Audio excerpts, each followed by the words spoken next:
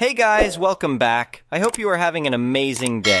Let's get right into the stories. The first one is a pro-revenge story. This one involves a couple of run-ins with government employees, and let me tell you, if you get on their bad side, they can make your life miserable. Buckle up, because this is a long one. It all started back in 2021 when I was working in the permits division for the county, handling drainage and floodplain regulations. A guy named Mike, who lived in an unincorporated area, filed a complaint about his neighbor, a real jerk named Ted who resided in a nearby village. According to Mike, Ted had filled in his property, messing with the drainage and causing flooding on Mike's land whenever it rained more than a drizzle. Mike also mentioned some tension between them, hinting that part of Ted's issue might be that Mike and his partner Dave were a gay couple. That raised a red flag for me, but I tried to stay impartial. I took some photos and told Mike I'd contact the village to find a resolution. I wrote a letter and called the village's building inspector. Let's call him Scumbag Steve.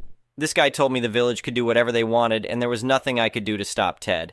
Then he made some nasty remark about those types of people, referring to Mike and Dave's sexuality. At that point, I was determined to make sure every single thing on Ted's property was 100% by the book. If there's one thing that gets me fired up, it's bullying. I went back to Mike's place to let him know I was on the case and wouldn't let this slide. Then I started investigating the elevations and fill on both properties. Ted came out, all belligerent, claiming I had no jurisdiction over his land and threatening to call the cops. I calmly radioed for units from both the village and county police departments to join us. When they arrived, I explained that since there was a regulated floodplain on Ted's lot, I did have authority to assess the impact of his fill activities. The cops let Ted know I was well within my rights to proceed. Not long after, Scumbag Steve showed up, berating me for harassing a village resident and threatening to report me to my boss. I invited him to cite the specific codes I was violating. As I marked the floodplain boundaries with chalk for photos, some got on Steve's shoe when he tried to stop me. You should have seen how furious he and Ted were about the bright orange streaks on the lawn. I pointed out I'd done the same on other properties, but they kept whining. It was just chalk that would brush off easily, but they acted like I'd committed a crime.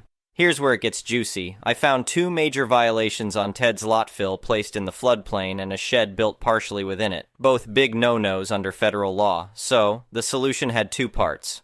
1. Ted had to remove the fill and shed from the floodplain, and 2. Mike could add fill outside the floodplain on his side to counteract what was left on Ted's. I also advised Mike to install a drain tile to handle any ponding between their properties. Predictably, Ted and Scumbag Steve blew a gasket when I sent the violation notice. This led to a meeting at the county office with them, my boss, and me. Things quickly escalated, with Steve screaming about abuse of power and whatnot until the department head stepped in and told them to comply or face fines. Here's the kicker. Ted had to apply for a permit, and guess who got to review and approve it? Yep, yours truly. Now, I followed the letter of the law, but you have to understand, government workers are underpaid and overworked.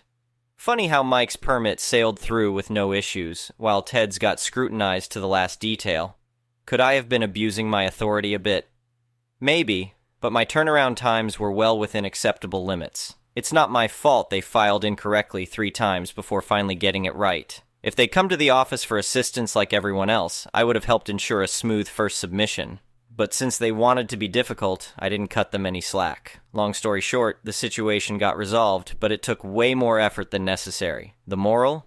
Don't be an entitled, bigoted asshat, or you might find yourself on the wrong side of an ornery government official. The next one is an entitled people story. Having a pool in my backyard has always been a dream of mine. I worked hard to be able to afford a house with enough space to install one. The day it was finally finished was one of the happiest of my life. I invited some close friends over for a pool party to celebrate. We were having a great time until one of my friends noticed movement out of the corner of their eye. We turned to see my neighbor Tom letting himself into my backyard through the side gate. Without even acknowledging us, he walked right over to the pool and jumped in. My friends and I were stunned. We watched in disbelief as Tom started doing laps in my brand new pool like he owned the place. After getting over the initial shock, I got out of the pool and walked over to the edge. "Tom," I called out, "what are you doing?" He paused his swimming and treaded water as he looked at me. "Oh, hey, I saw you had the pool finished, so I figured I'd come try it out." I couldn't believe what I was hearing. "This is my private property. You can't just invite yourself over to use my pool whenever you feel like it." Tom laughed as if I had told a joke. "Don't be silly, we're neighbors, so that means I can use your pool too." My blood was starting to boil at his audacity. "No, you can't. I did not give you permission to be here. I'm going to have to ask you to leave." "Wow, no need to be so uptight," Tom replied dismissively. I'm just going for a quick swim. It's no big deal. I was done with this conversation. I walked back over to my friends who were still in disbelief at what they were witnessing. I told them I was calling the police to report a trespasser since Tom refused to leave my property. 15 minutes later, 2 police officers showed up. I brought them to the backyard and explained the situation. They asked Tom to get out of the pool so they could talk to him. "What seems to be the problem here?" one officer asked Tom. "There's no problem, officer. I was just using my neighbor's pool with his permission."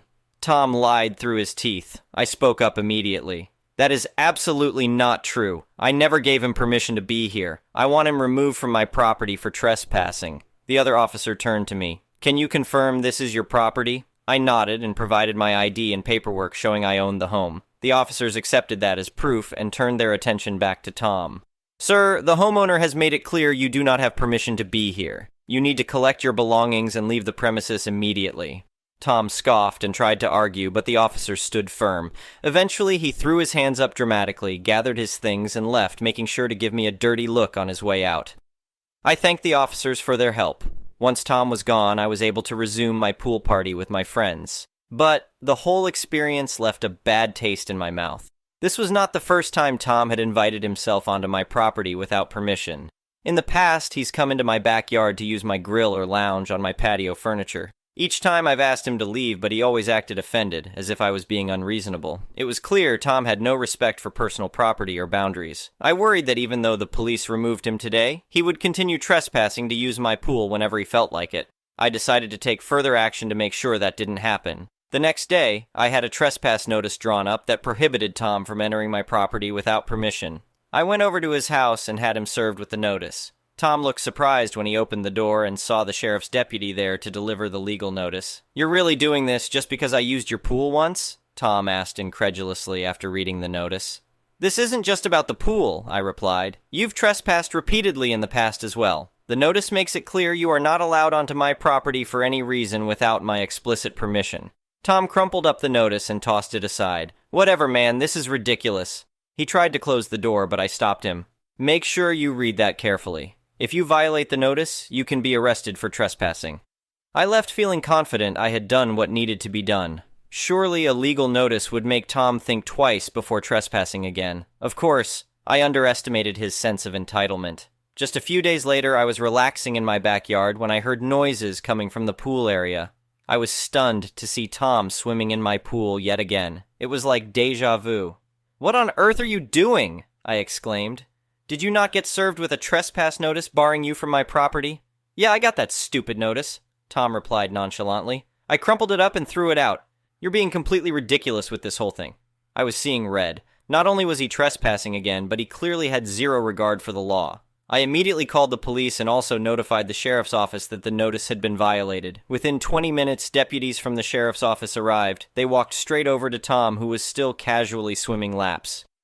"Get out of the pool, sir. You are under arrest for trespassing," the deputy informed him. "Are you kidding me?" Tom shouted angrily as he climbed out of the water. "I'm just trying to cool off. Now you want to arrest me?" "You were properly informed you are not legally permitted on this property," the deputy replied while handcuffing Tom. "You chose to violate that notice, which means you are committing a crime." Tom continued to argue and resist, but the deputies stood firm. They Mirandized him and led him away in handcuffs, with him yelling obscenities at me the whole time. I found out later that because Tom was served with a legal trespass notice, the consequences for violating it were significantly more severe. He spent 2 days in jail and was slapped with a hefty fine. But most importantly, he finally got the message that he cannot use my property without permission. Ever since his arrest, I have not had a single issue with Tom trespassing. He won't even make eye contact with me anymore when I see him around the neighborhood. The whole experience was extremely frustrating, but I'm satisfied knowing that firm legal action resulted in Tom learning his lesson. I can finally relax and enjoy my pool without worrying about uninvited guests. It just goes to show you have to stand up for your rights as a homeowner if someone repeatedly crosses the line. After all, your property is your domain and no one else is entitled to it without your say-so. The next one is a petty revenge story. I was driving through my neighborhood. It was developed in the 1940s and has narrow streets and a lot of on-street parking, and I encounter a delivery truck with its lift gate extended, parked crooked across the road, blocking the flow of traffic. The way the truck was positioned, if the driver had pulled forward another 3 feet, they could have allowed for the passage of traffic. As I pull up, I see the two delivery men using a dolly to move a refrigerator into the house. I signal to them and ask if they can pull forward a couple feet to allow me and others to pass. The driver signals back to me with the one-finger salute and continues to move the fridge into the house.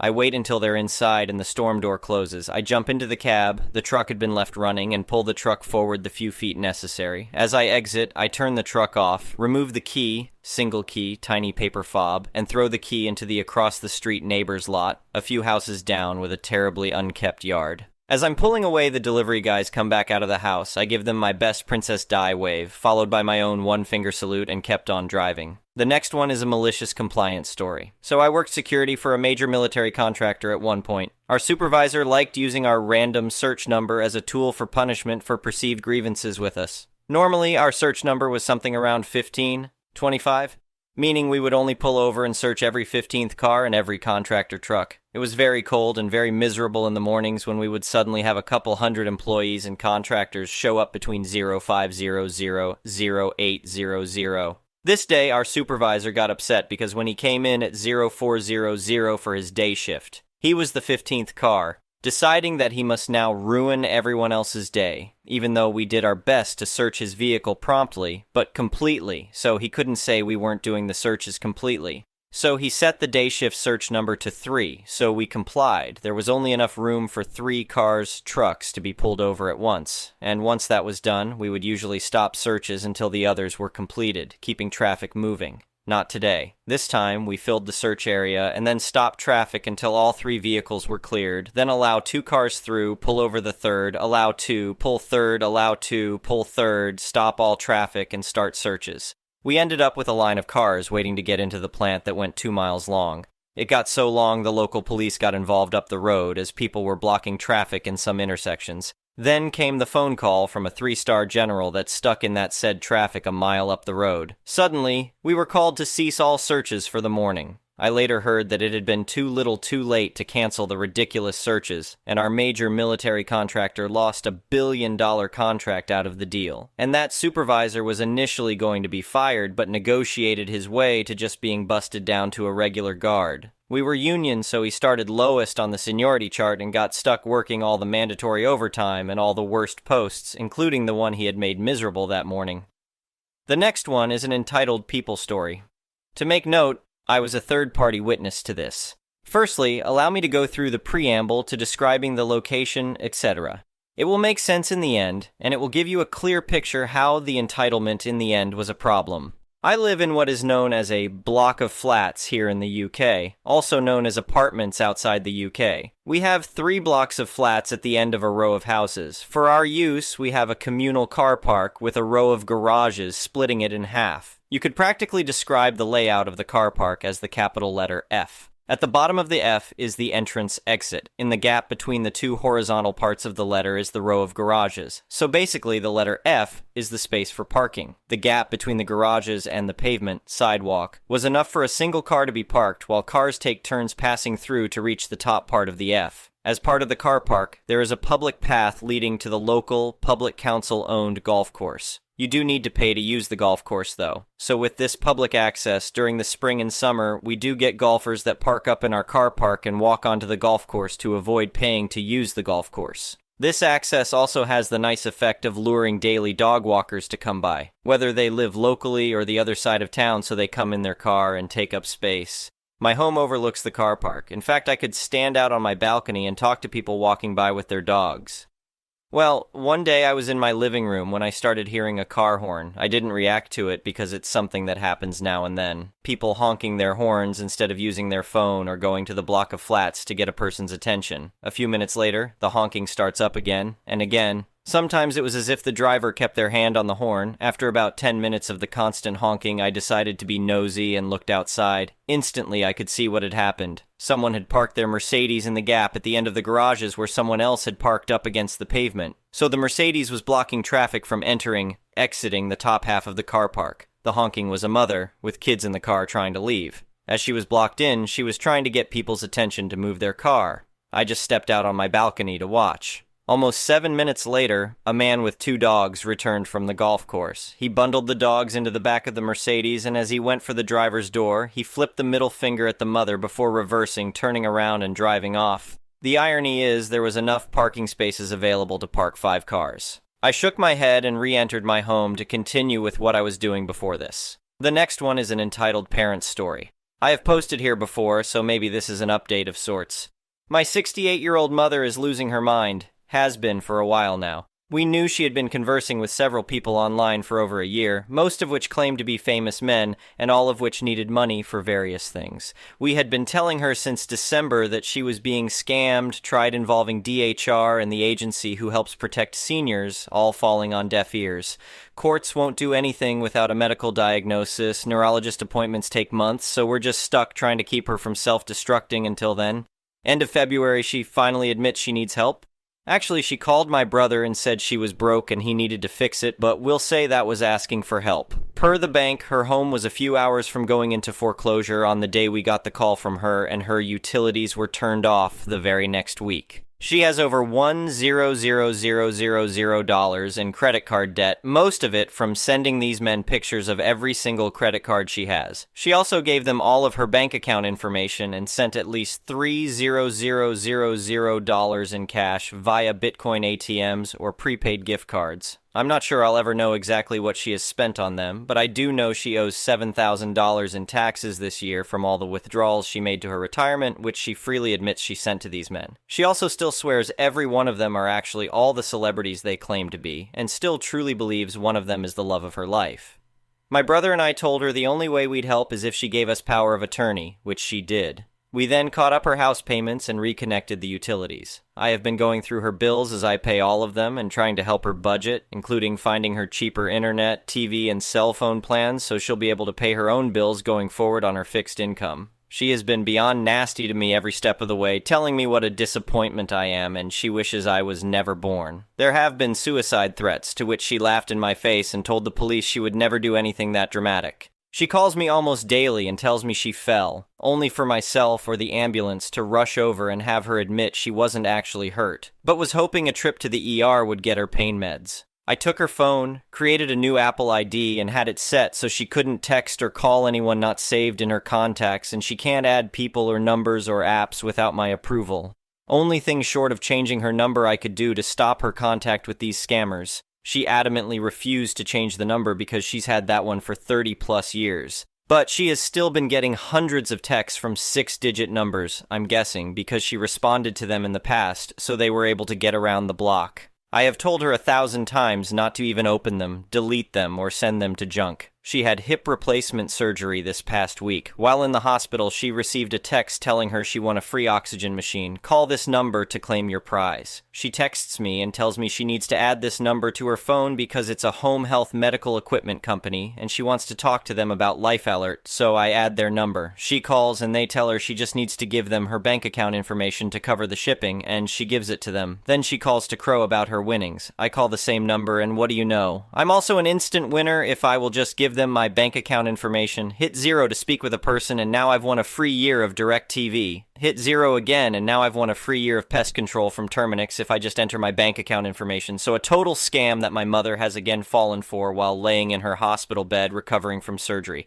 Like the last 2 months didn't happen, like she has learned nothing from this whole experience. She does not even need an oxygen machine, but decided that since her parents had breathing issues at the end of their lives, and because it was free, this opportunity was too good to pass up in case she needs one later. She tells me to just call them back and cancel, because I'm sure the kind phone scammers will totally forget your bank account if I just ask nicely. Beyond a shadow of a doubt, she has been showing signs of progressive dementia and is at moderately severe cognitive decline on the staging models. So I get it, this is the new normal for her. She no longer possesses the mental capacity to understand real from fake, and she will continue to fall for stuff like this as long as she's alive. And I can't do anything to stop it. I can just crawl along behind her and try to fix it while hoping she shows up to the neuro in May so I can get the courts to intervene. She will always be a danger to herself and her own well-being, with the added bonus of being awful to me every step of the way, so I have decided I am done trying to save her from herself. I'm opening another new bank account for her tomorrow and putting what little money she still has in it. I have turned off all the automatic payments that have been coming out of my account, and will be turning off all of the parental controls I had established on her electronics. Then I'm telling her good luck, don't call me when you're on fire again, and then I'm blocking her on my phone. My brother and I believe she'll be in a mess again by the 4th of July. Her problem, not ours. I have had a heart issue for 2 years now, inappropriate sinus tachycardia that isn't responding to medications. Both of my cardiologists have told me that stress is exacerbating my condition. I've lost 25 pounds over the last 3 months, which I'm also chalking up to stress. I literally cannot explain the peace I feel in my soul tonight, knowing that I have done everything I could for this woman, and now I just get to be done tomorrow. It's complicated and sad and frustrating because oh, how I have tried to help her, and I know how this will end. But it's also so very calming to know that I'm done. I'm free. Thank you for watching. I would really appreciate it if you could like the video and subscribe to our channel if you haven't already.